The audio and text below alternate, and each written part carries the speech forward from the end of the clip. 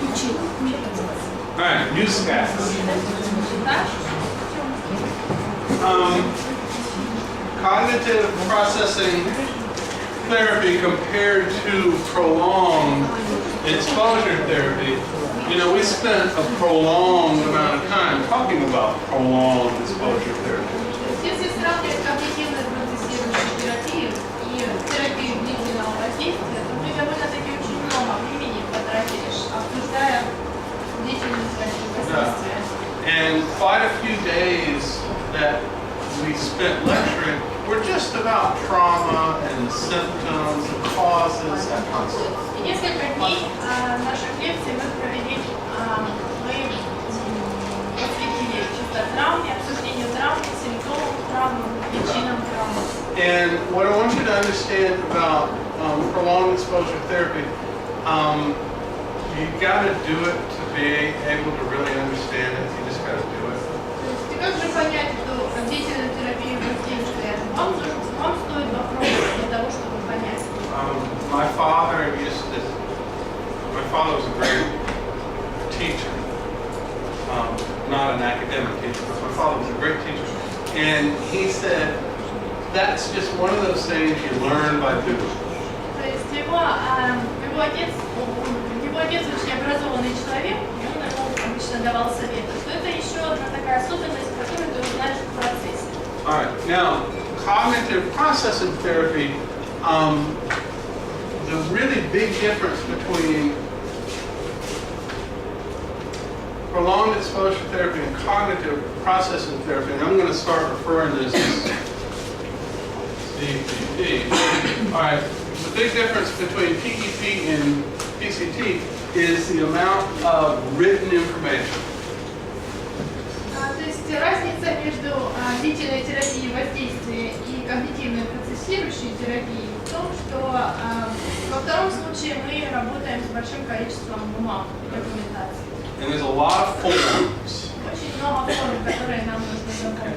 Now that makes it more difficult and easier, both at the same time. Вот. На самом деле здесь есть свои преимущества и недостатки в введении документации. And there's a lot of stuff that needs to be written down, which means there's a lot of stuff that you have to look at. Необходимо выявить очень много особенностей и записать их, и заполнить определенные бланки, формы. Но это значит, что вы должны потратить определенное количество времени на это. But again, it gives you a nice structure. Ну, опять же таки, это вам позволяет иметь такую своеобразную структуру вашего процесса терапии. One of the things that's really good about PET is that it's got a nice structure. Так же самое, как и в случае с терапией длительного воздействия. Есть конкретная структура процесса терапии. The first thing I'm going to do is we're going to go through an overview of cognitive processing therapy. Самое первое, к чему мы перейдем, это к краткому обзору и компонентам когнитивной процессирующей терапии. And we're going to talk about the 12 sessions. And I'm going to tell you 12 weeks, 12 sessions. Мы будем говорить о этих 12 неделях, 12 сессиях. And then the first session is very similar to PET. Самая первая сессия напоминает сессию длительной терапии воздействия. First session is all about education. Первая сессия также посвящается образованию, образовательной функции. Introduction of myself and information. Просвещение. То есть мы представляем пациенту самого себя в полном и даем им определенную просветительскую функцию. I'm explaining PTSD symptoms. Объясняем ему симптомы ПТСР. Explaining cognitive theory. Объясняем суть когнитивной теории. Theory, not therapy. Theory. Самой теории. Не терапия, а вообще целая теория. And then I'm describing what the therapy will look like. Затем даем пациенту понять, как будет проходить наша терапия. And then I'm giving them some assignments, some practice assignments, just to see, just so they can see what the process is like, and I can see what their cognitive ability is like. Like a home assignment. А затем даем пациенту определенное домашнее задание, чтобы понять вообще его понимание сути этой терапии. Now, I'm going to confuse you really badly right now. А сейчас он вас очень сильно, наверное, запутает. There is cognitive processing therapy. Есть когнитивная процессирующая терапия, CPT, and there is CPTC. а есть когнитивная процессирующая терапия, направленная именно на когнитивную функцию. Now, all we have to do to remember this. Do you know this? No. Seriously. Процессуальная. Some of the stuff you may Более already know. подходящий вариант. Y'all surprised me with stuff that you already know. Некоторые из нас уже знают определенные особенности этой сферы терапии. Sometimes you have a patient, for whatever reason, cannot do written assignments. А иногда бывают такие пациенты, которым очень сложно выполнить письменные задания домашние. And so, cognitive processing therapy, there's a lot of written assignments that I need to do. А когнитивная процессуальная терапия заключается в введении документации и в введении именно письменной формы информации. But if you suffer from traumatic brain injury, Если же человек страдает у него была черепно-мозговая травма, if there's been some other kind of cognitive dysfunction that's happened in your life, maybe even before you went into the military, либо же определенные проблемы с когнитивными, либо же познавательными способностями, возможно, до попадания в армию, в военную службу. I've had more than one patient, they weren't veterans, but I had more than one patient who could not read and write. У Чипа было несколько пациентов, которые не могли ни писать, ни читать. And so, there were some reasons why I had to do things differently with them. Поэтому с ними он должен был использовать другие подходы. The written assignments were just done orally. Письменные задания, они осуществлялись устно. Они вообще не умеют писать? They couldn't read or write at all. No. Вообще.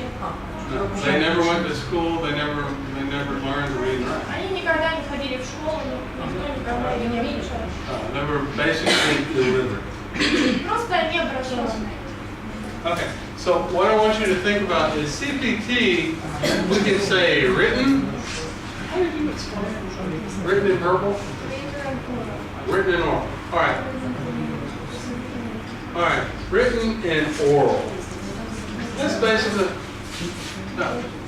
То есть когнитивная процессуальная терапия – письменная форма, и второй вариант – это устная форма. Это С, буквой С. What CPTC stands for is cognitive.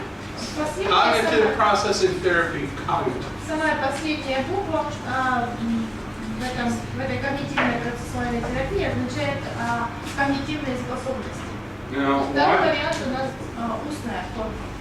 why did my Veterans Administration decide it needed to be cognitive processing therapy? Cognitive? I do not know. И ЧИП на самом деле понятия не имеет, почему в администрации, американской администрации по оказанию помощи инвалидам выбрали даже вторую форму, когнитивную процессуальную терапию, направленную на, опять же, такие когнитивные способности, если она сама по себе и так когнитивная. Have you ever heard of bureaucracy referred to as red tape? Red tape, красный tape. You ever heard of Вы this? когда-нибудь слышали, как бюрократов называют как красная лента, красная ленточка? Okay. I'll give you some culture, some American culture. Когда он перейдет вам привет культуры американской. If you have to go to a government or you have to go to somebody that's very organized, that's very bureaucratic, there's a lot of things, procedures that you have to go through to get anything done. То есть, если же в случае, если человеку необходимо осуществить какой-то процесс, да, заполнить определенную форму, то есть процесс занимает довольно-таки много времени, довольно-таки серьезный. Ему нужно пройти очень много процедур. Like I have a residence permit, Ukrainian residence permit. Вот. Ну вот, допустим, вот у ЧИПа есть разрешение на постоянное место жительства здесь в Украине. It took 8 years. Вот, по времени это заняло 8 лет всего лишь. Dozens of trips back to America. Вот. Очень много он мотал добирался туда, сюда и обратно в Америку. A stack of forms. За эти 8 лет. И Yeah. очень много ему документации, бланков пришлось заполнить.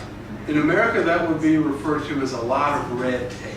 А вот в Америке вот они так называют много документации с красной ленты. Now, Дословно.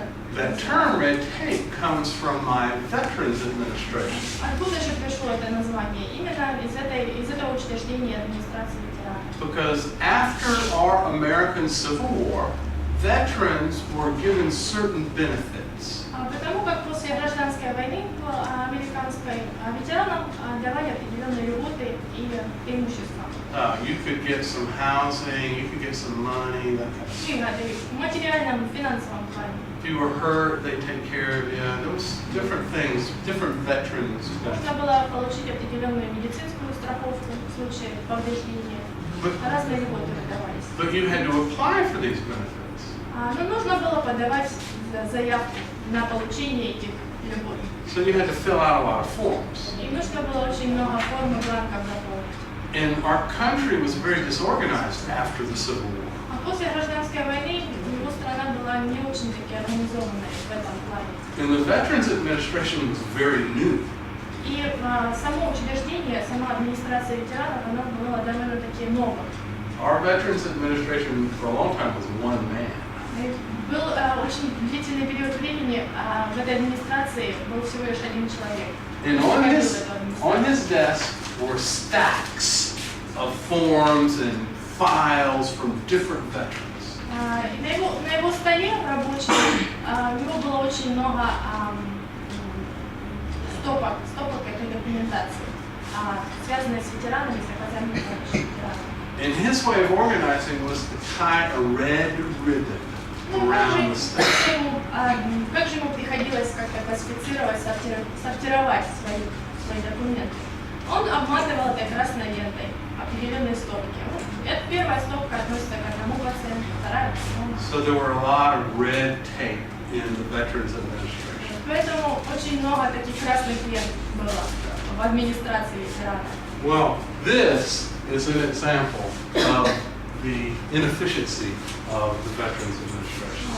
И это такой основной пример, как они организовывали свою работу с самого начала. Yeah. And it's still pretty dysfunctional. И даже сейчас работа этого учреждения довольно-таки оставляет желать лучшего. We've got cognitive processing therapy, written cognitive processing therapy, cognitive, which means oral. Type A, type B. То есть у нас Don't say A, B. У нас есть когнитивная процессуальная терапия, письменный тип или письменная форма, и когнитивно-процессуальная терапия, устная форма. Now, I'm going to go through 12 sessions. I'm going to describe the sessions. Теперь мы рассмотрим все эти 12 сессий. And when I describe some of these sessions, the session's going to refer to assignments. То есть некоторые из этих сессий будут содержать в себе задания. But we've only got until 8 o'clock tonight. Но проблема в том, что у нас всего лишь у нас ограниченное время до 8 часов. And so if we go through each session and then I have to explain each form, we're going to be here until 8 o'clock on next Wednesday. Вот и если мы будем рассматривать абсолютно все эти домашние задания, эти тесты, которые вовлечены в эти 12 сессий, то мы даже и не закончим к концу следующей недели. And they haven't been translated into Russian anyway. И в любом случае они еще не были переведены на русский язык, эти So задания. there's really no point in me going through each of the forms and explaining the whole form. Поэтому он не будет углубляться сильно и объяснять, в чем суть той или иной формы, того или иного задания относительно определенной сессии. But I'll explain enough so you get an overview. That's all this is about, is an В overview. любом случае, Чип постарается дать вам краткий обзор этой терапии. Okay, this will probably take Самое another, лучшее представление. this will probably take another 4 or 5 days just to lecture. Лекция относительно этой терапии полная лекция может занять около 4-5 дней. But you can have a really good understanding of what's going on by the time we go home tonight. Отдельных дней.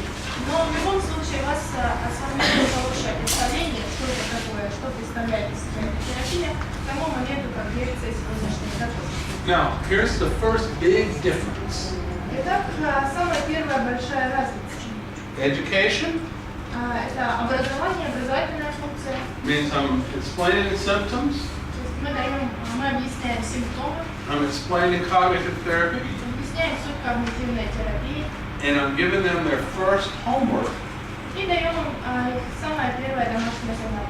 I want them to write a description of the traumatic event. Необходимо, чтобы пациент написал, письменно описал свое травматическое событие I want to put it in writing. на бумаге. Okay. Now that's a traumatic event by itself. Но это уже травматическое событие само по себе. Еще и написать его на бумаге. And it's possibly not going to get done. Probably it's not going to be done. Вот. И вероятно, не у каждого пациента такое получится. Now, if they just refuse, then we're going to this. Если пациент сразу же отказывается выполнять это задание, мы переходим сразу автоматически ко второй форме. Now, sometimes they refuse, but they need to be, sometimes they refuse, but they're later persuaded. Иногда бывает так, что пациент отказывается, но затем уже в процессе он так или иначе соглашается на это. They just need more information. Можно вопрос? Пожалуйста. Речь идет о травматическом событии, или если комбатант получал травму на протяжении длительного периода времени, это несколько травматических событий.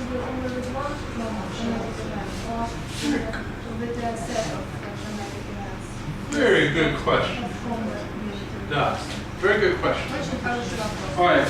It depends on what they have described to me when they first came to see me. Это зависит от того, какую историю, какую ситуацию человек описал на первую же сессию. What you said? Какой запрос у человека? Yeah. Everybody's different. У каждого человека ситуация разная. And remember, we talked about this during prolonged exposure therapy about having multiple traumas. Помните, мы уже говорили об этом во время обсуждения длительной терапии воздействия, что человек может иметь несколько травм. And ranking. То есть, и также мы говорили об оценке этих травм, что на первом месте, на втором. Now, in this particular case, we have a questionnaire. В этом же случае относительно этой терапии у нас есть определенный опросник, который мы используем. Our first form. Наша первая такая форма, бланк. And it only has 20 questions. Всего лишь 20 вопросов. Okay? It's very similar to yours И очень напоминает вашу. because it's asking repeated disturbances and unwanted memories of stressful experience. Опять же таки, речь идет о определенных проблемах в моделях сна.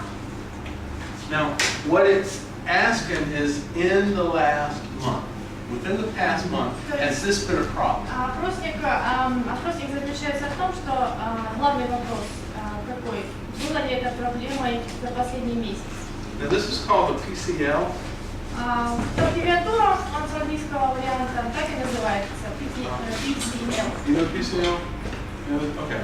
PCL, because you all surprise me when you know stuff, so I always ask. PCL stands for Post-Traumatic Stress Disorder Checklist. PCL. Как же расшифровывается тогда PCL? Первое P это PTSD наша. Вторая C. Оценивающий опрос. Yeah.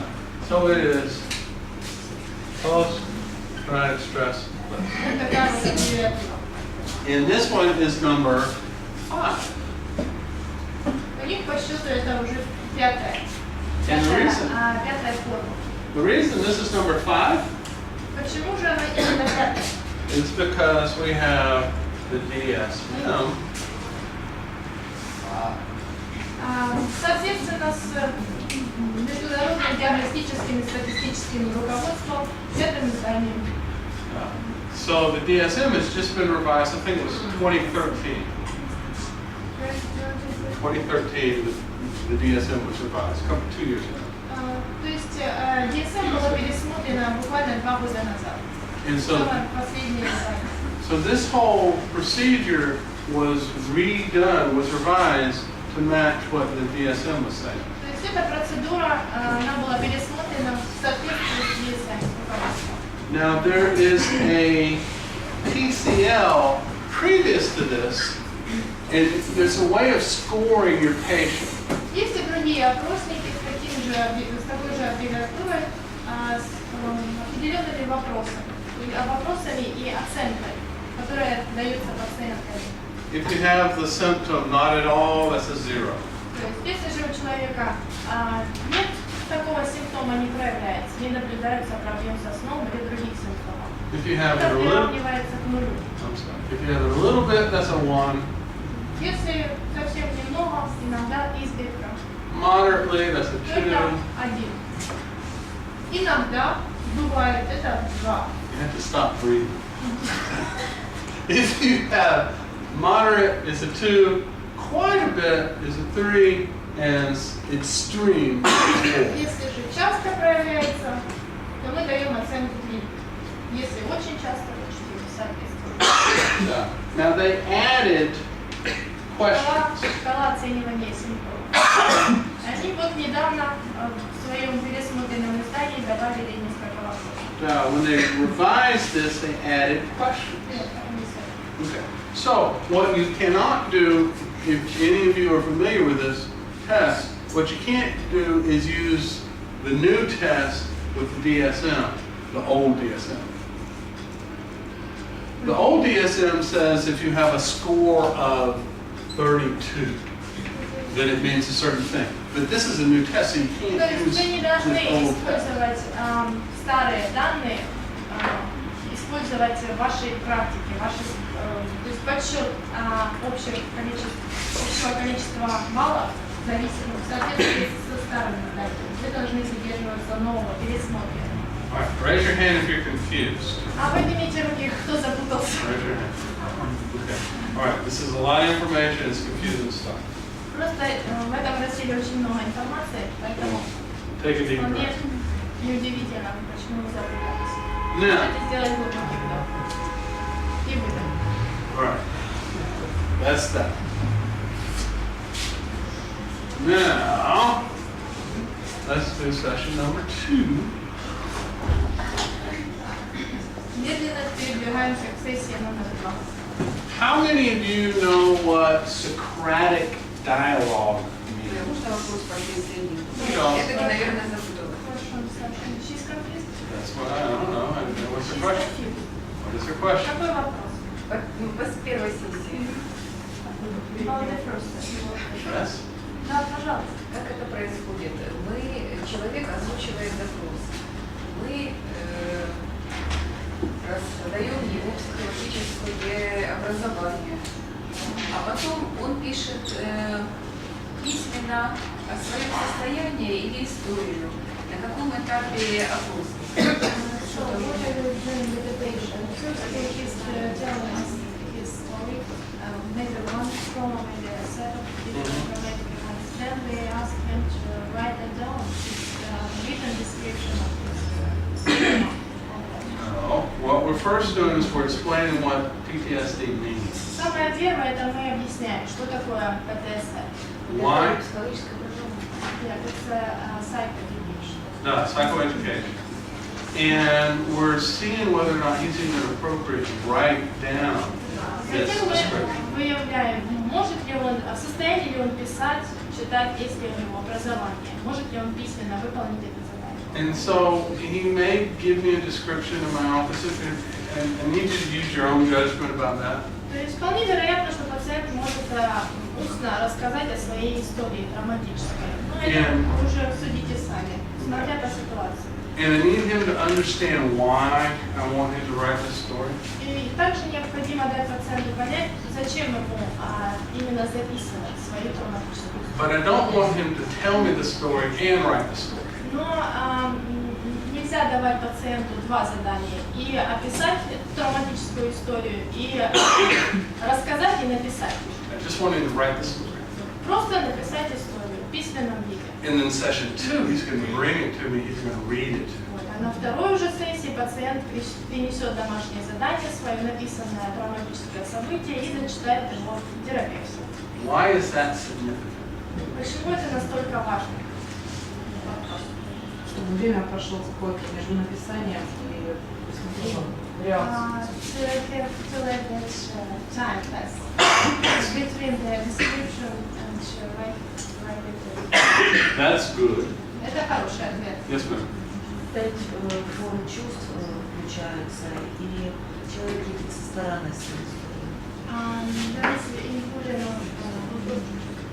5 senses, and the person can see on the stage on the side. That's brilliant.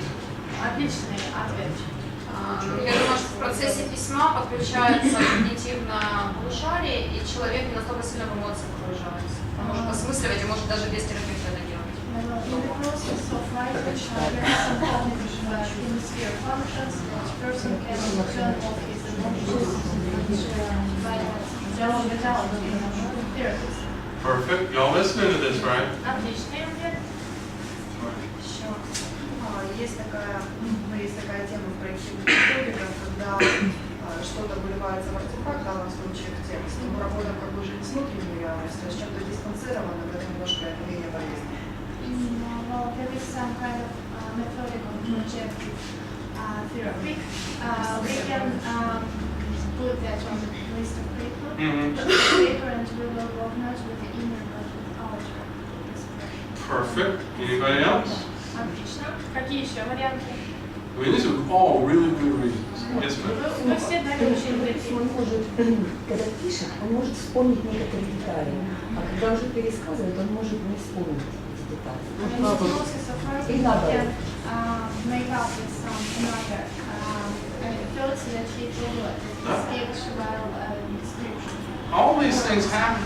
Да, все, что вы говорите, это правда. All right. Now, there's one thing that I do as a therapist, and not just with post-traumatic stress. I do this with my alcoholics. I do this with my codependents. I don't do it with my orphans, but Что Чип практикует в своей работе, как с зависимыми, так и с созависимыми людьми? when you write something down, Когда человек что-то записывает, and it's kind of what y'all were talking about, but when you write something down, now I can take it and it's over there. то теперь мы можем так извлечь этот материал и то, что мучает человека, I'm over here, it's over и there. отделить то, что мучает человека от самой сущности. Now, Личности. I don't do this with this process. I don't do it with cognitive processing theory, but what I'm just about to say is something else I do different. Вот Чип Let's start all over. What I'm just about to say about this thing that's now over there and I'm over here, sometimes when you write your history, we burn this. Вот. В чем суть? В том, что он практикует особенно в своей практике. Когда человек описывает свою личную историю, травматическую, то очень часто он подпаливает, сжигает эту историю на бумаге с пациентом. I do a lot of therapy where I have a written assignment, and when we burn a written assignment, it just frees the person. Чип очень часто использует письменные формы для домашнего задания своим пациентам, которые при сжигании позволяют человеку почувствовать себя освобожденным от So эмоций. there's all these reasons that y'all make. Поэтому все те причины, которые вы назвали, они правильны. I need them to go through a methodical process. Необходимо, чтобы пациент прошел через такой своеобразный методический процесс. I need them to have some sort of structure and organization. Была определенная структура, And telling me a story isn't necessarily going to bring that. Вот. И просто сказать пациенту, расскажи историю, здесь не будет захвачены все остальные детали этого процесса. But there's power in putting pen to paper. Но Чип говорит, что есть определенная сила в том, чтобы взять ручку, да, сила ручки и бумаги, It's organized. Выложить все на листе бумаги. So that's what I'm having them do. I'm having them write the story instead of telling it, and then I'm having them bring it to me. Поэтому человек предпочитает давать в письменном виде, давать задание описать историю в письменном виде, и принести на следующую сессию пациента. Можно вопрос по этому? Good job. А это единожды делается?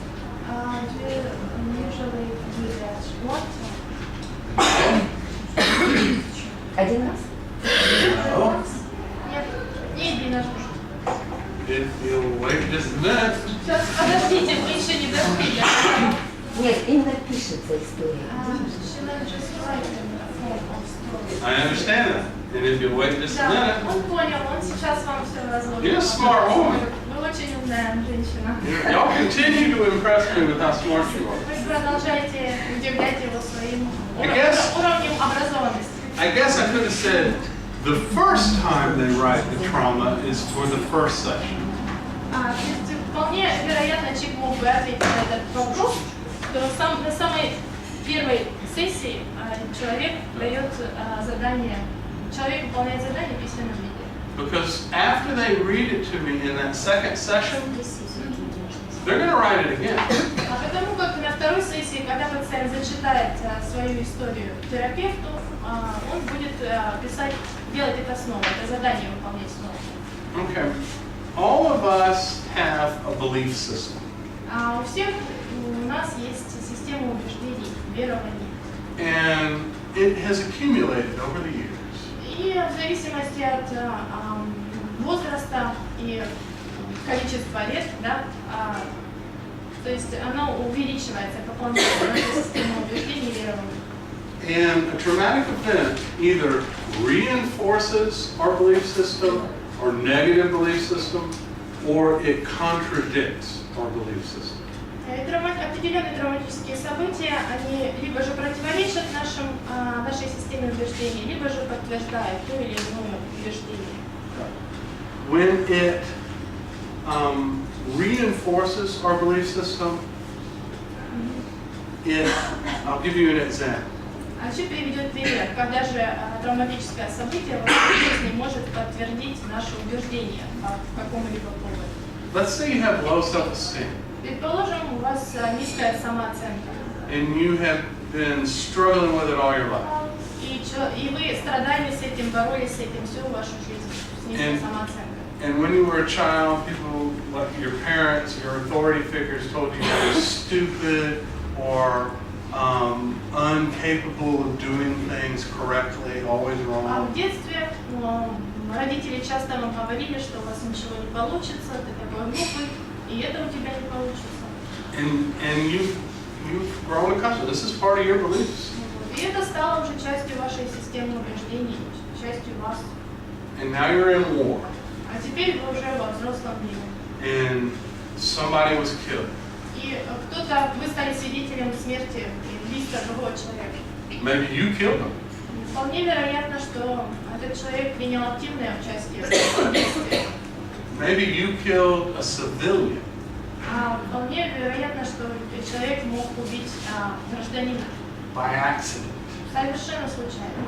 And it reinforces this idea in your head that I knew I was bad, I knew I was stupid.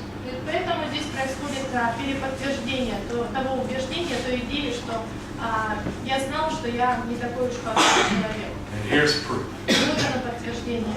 Now, Я сделал то, что сделал. we're looking for those kind of things. Мы пытаемся рассмотреть и выявить именно такие признаки. Now we're going to call this a stuck point. Мы можем назвать это как камень преткновения. And basically that's an incorrect belief. Это такое ошибочное убеждение, другими словами. And we're going to spend a lot of time taking these stuck points and exposing them to the truth or a different way of looking at it. То есть мы будем рассматривать разнообразные варианты этих камней преткновения, проблемных моментов, проблемных убеждений и пересматривать их в соответствии с жизненной ситуацией и жизненным опытом. All right. Now, we're going to talk about we're gonna talk again. Remember the first time we talked about symptoms of PTSD? Помните, мы обсуждали симптомы ПТСД? First session. Now we're gonna review what those symptoms are after he's read this trauma. То есть на второй же сессии, после его прочтения своей трагической истории, мы переповторим, пройдем еще раз эту мини-просветительскую функцию. Опять же таки напомним ему по поводу симптомов ПТСД. Now in progressive, in PET, in prolonged exposure therapy, we were working on hot points. Опять же таки он напоминает, что в случае терапии длительного воздействия мы работали над горячими точками And triggers. и триггерами. In this therapy, we're looking for stuck points. Здесь, в этой же терапии, мы рассматриваем и работаем с камнями преткновения, проблемными моментами. We're looking for incorrect assumptions. Проблемными убеждениями, умозаключениями, ошибочными. That have either been created by the trauma or reinforced by the trauma. Которые либо же были созданы самой травмой определенной, либо же подтверждены тем или иным травматическим событием. Everybody understand? Всем пока все понятно? All right. That's an honest woman. Good for you. Everybody else is lying. You're honest. Thank you. All right. Now, give me a second. Okay. Now, we have another worksheet. Теперь у нас уже новый бланк. We're going to talk about it briefly. Мы кратко обсудим его. This is called the ABC worksheet. Такой ABC рабочий бланк. Apple, baby, cat. No, that's not what it is. Not what it is. All right, and what this means is I want an activity, an event, an activity. That's the A. Под буквой A подразумевается активность, деятельность сама. Something happened. То есть то, что произошло. Факт. And hold your questions for just a second. Then we have a belief. Вторая же буква B. A stuck point. I tell myself something. С английского, то есть здесь подразумевается убеждение. Определенный камень вдохновения, либо же ошибочное умозаключение. I tell myself something. True or untrue. То есть это то, что мы сами себе говорим. Правдиво или неправдиво. And then there's consequences. Под буквой С подразумеваются последствия.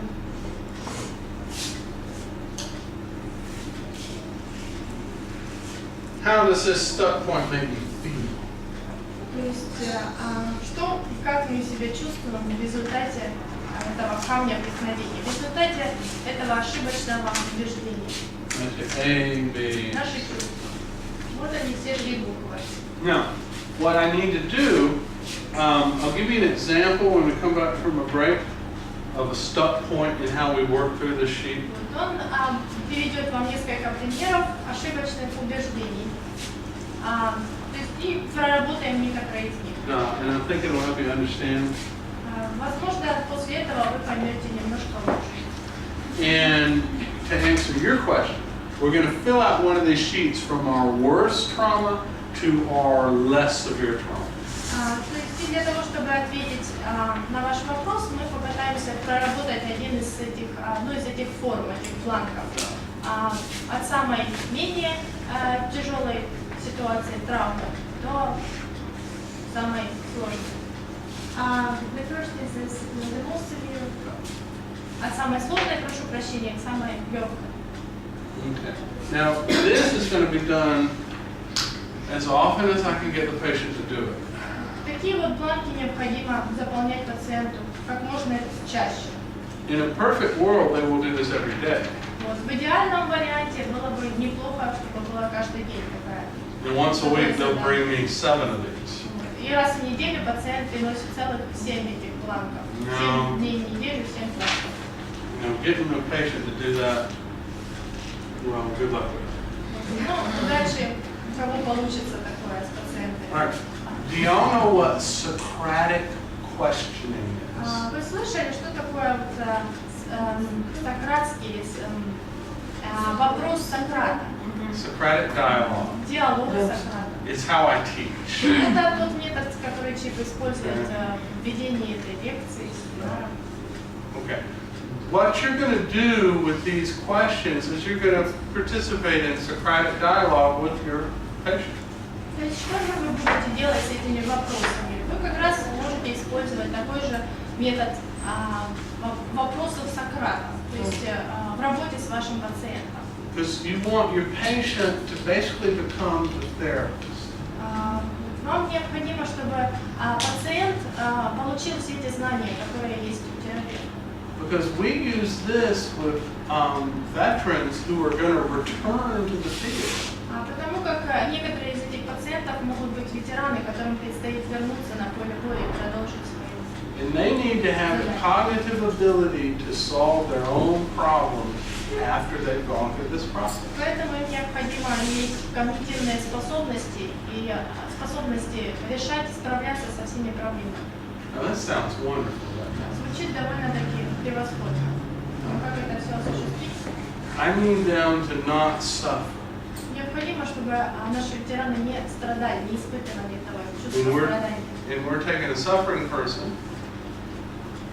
We're taking a suffering person and helping them with their problem and helping them also prevent further problems.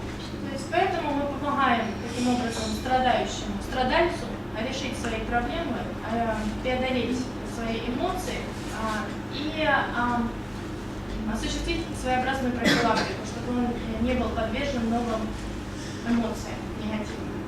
Now, I'm going to explain to you next what a stuck point actually is. Затем Чип объяснит вам, что же такое камень преткновения, и даст пример. I've got a list of examples, У Чипа есть целый список таких примеров. and then we'll go through the ABC. Затем пройдем эту процедуру ABC. Деятельность, убеждение и последствия. Let's take 10 minutes. Делаем перерыв 10 минут.